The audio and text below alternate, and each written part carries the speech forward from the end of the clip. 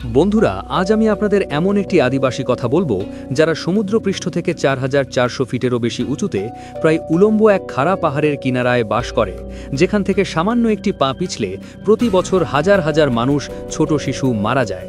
এই গ্রাম থেকে নিচের দুনিয়ায় যাওয়ার একমাত্র পথ হচ্ছে পাহাড়ের গায়ে গেঁথে রাখা সিঁড়ি বা মই, যেখানে কিছু জায়গায় স্টিল আর কিছু জায়গায় কাঠ, বেত, দড়ি আর লতাগুল্ম দিয়ে বানানো নড়বড়ে আকাশী সিঁড়ি।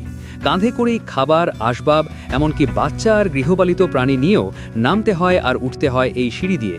বাচ্চারা স্কুলে যায়, আসে এই মই বা সিঁড়ি দিয়েই, যেখানে তাদের নামতে প্রায় 2 ঘন্টা সময় লাগে এবং উঠতে আরও বেশি।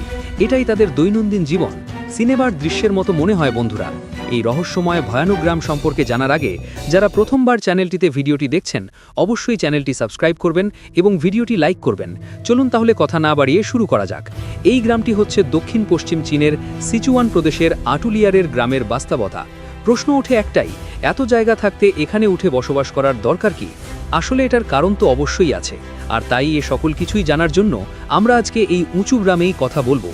তাই চুপচাপ নড়ে চড়ে বসে ভিডিওটি দেখতে বসে যান। ছোটবেলায় আমাদের বাবা চাচারা প্রায়ই আমাদের একটা গল্প শোনাতো।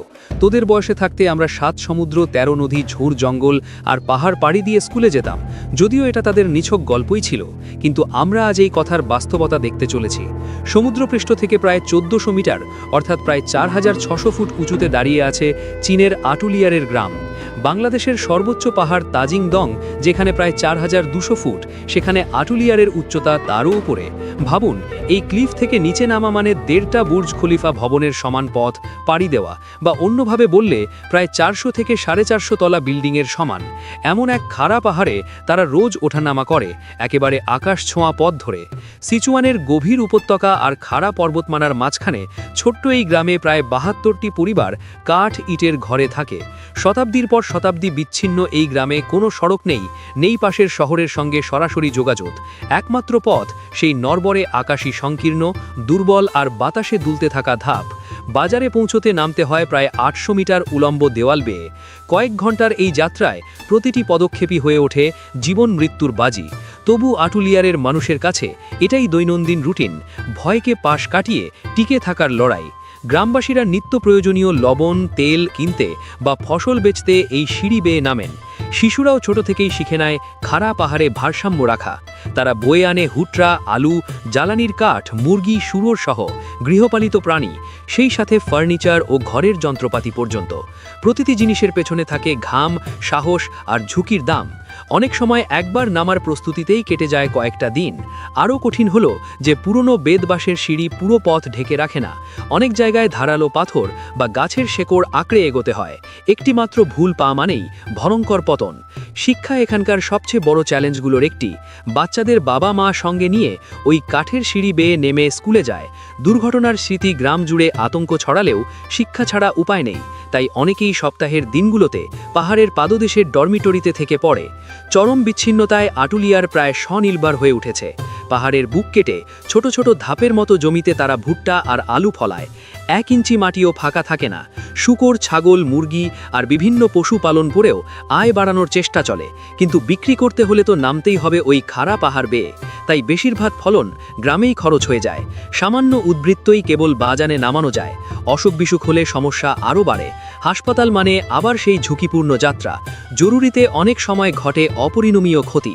2016 সালে পাহাড় বেয়ে নামা শিশুদের ছবি এবং ভিডিও ভাইরাল হলে বিষয়টি দেশ বিদেশে আলোচনায় আসে। চীনের প্রেসিডেন্ট সি জিনপিং 2016 সালে পুরো দেশে টার্গেটেড পুভার্টি অ্যালিভিয়েশন বা নির্দিষ্ট দারিদ্র্য দূরীকরণ প্রকল্প চালাচ্ছিলেন। আটুলিয়ারের এই অবস্থা বুঝে তিনি নির্দেশ দেন যাতে গ্রামবাসীর জন্য নিরাপদ উপায়ে যাতায়াত ব্যবস্থা গড়ে তোলা হয়। এরপর স্থানীয় সরকার, সিচুয়ান প্রাদেশিক কাউন্সিল ও চীনা ইঞ্জিনিয়ারিং টিম একযোগে কাজ শুরু করেন। 2016 সালের মধ্যভাগে বাঁশের মোয়ের জায়গায় স্টিলের সিঁড়ি নির্মাণ শুরু হয়। পাহাড়ের গায়ে প্রায় 6000টি স্টিল বার গেঁথে 2.5 কিলোমিটারেরও বেশি দীর্ঘ এক দীর্ঘ সিঁড়ি তৈরি হয়। বিপদ কমে কিন্তু শ্রম কমে না। এই সিঁড়ি কোনো সাধারণ সিঁড়ি নয়। শত শত ধাপ আঁকাবাঁকা হয়ে উঠছে নামছে, যেখানে অভিজ্ঞ পর্বত আরোহীরাও হাঁপিয়ে ওঠেন। তবু জীবন মৃত্যুর ভয়টা অনেকটাই সরে গিয়ে যাত্রা হয় পূর্বানুমেয়, নিরাপদ। এটাই গ্রামবাসীর সবচেয়ে বড় স্বস্তি। পণ্য ওঠানামা হয় নিরাপদ, বাজারে পৌঁছতে পারে বেশি ফলন, বাচ্চারা তুলনামূলক নিরাপদ স্কুলে যায়। এই পরিবর্তনের ঢেউয়ে সাংবাদিক, পর্যটক, সরকারি কর্মকর্তারা আসতে শুরু করেন। দারিদ্রতা বিরোধী চীনের লড়াইয়ে এক প্রতীক হয়ে ওঠে আটুলিয়ার। এখন কথা হলো, তারা এই দুর্গম একটা জায়গায় কেন বসবাস শুরু করলো? এর ইতিহাসই বা কী? তারা চীনের প্রাচীন জনগোষ্ঠীর সদস্য। সময়টা প্রায় সপ্তদশ শতকের শেষ ভাগ, অর্থাৎ ১৬০০ থেকে ১৭০০ খ্রিস্টাব্দ। বর্তমানে লিয়াংশান অঞ্চলে বাস করত জনগোষ্ঠী। তারা মূলত দক্ষিণ চীন জুড়ে ছড়িয়ে থাকা বড় পাহাড়ি সম্প্রদায়ের অংশ। তখন চীনের মিং সাম্রাজ্য ভেঙে গিয়ে নবগঠিত হয় চীন রাজবংশ। তারা পুরো সিচুয়ান জুড়ে নিজের কর্তৃত্ব প্রতিষ্ঠা করে।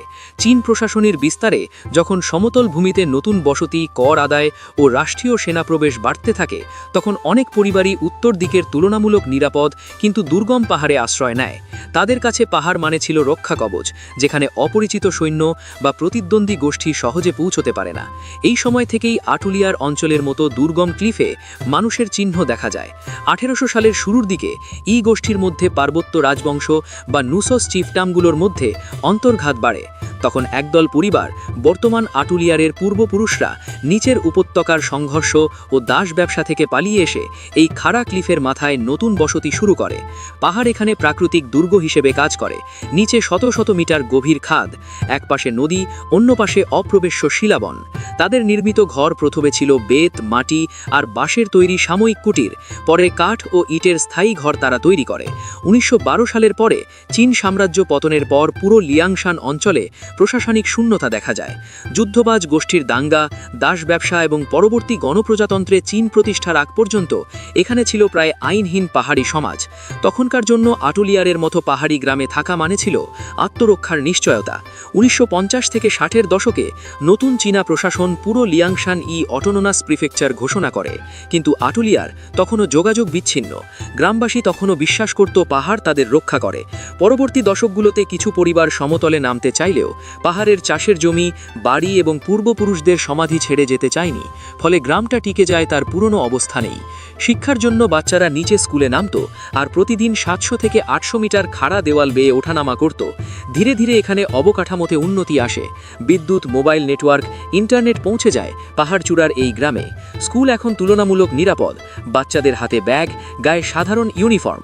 অনেকেই স্বপ্ন দেখে পড়াশোনা শেষে বড় জগতে যাওয়ার। বিদ্যুৎ, ইন্টারনেট এসেছে, স্যাটেলাইট ডিশের অ্যান্টেনা জ্বলজ্বল করে। পাহাড়ের উপরে আজ ক্লিফ ভিলেজ সিনিক স্পট নামের একটি অফিসিয়াল পর্যটন এলাকা তৈরি হয়েছে। পর্বতারোহী, ট্রাভেল ব্লগার আর শিক্ষার্থীরা এখানে আসে দেখতে কেমন করে প্রকৃতি আর মানুষ একে অপরের সঙ্গে লড়ে বেঁচে থাকে। গ্রামের কয়েকজন এখন সার্টিফাইড ট্রাভেল গাইড, কেউ হোমস্টে চালান। প্রকৃতির এই কষাঘাতে আটুলিয়ারের জীবনযাপনই প্রকৃতগতভাবে সহনশীলতার স্কুল। আপনি কি থাকতে পারবেন এমন এক জায়গায় যেখানে বাজারে যাওয়া, স্কুলে পড়তে নামা কিংবা ডাক্তার দেখাতে ৮০০ মিটারের খাড়া সিঁড়ি বেয়ে হয়? বন্ধুরা, আজকের ভিডিওটি এই পর্যন্ত। সেসব আপনাদের মতামত এই গ্রামবাসীদের নিয়ে কি, সেটা কমেন্ট বক্সে জানাবেন। আর চ্যানেলটি সাবস্ক্রাইব করবেন, ভিডিওটি লাইক করবেন এবং বন্ধুদেরকে ভিডিওটি দেখার সুযোগ করে দেবেন। ধন্যবাদ। কথা হবে আবার অন্য কোনো ভিডিওতে।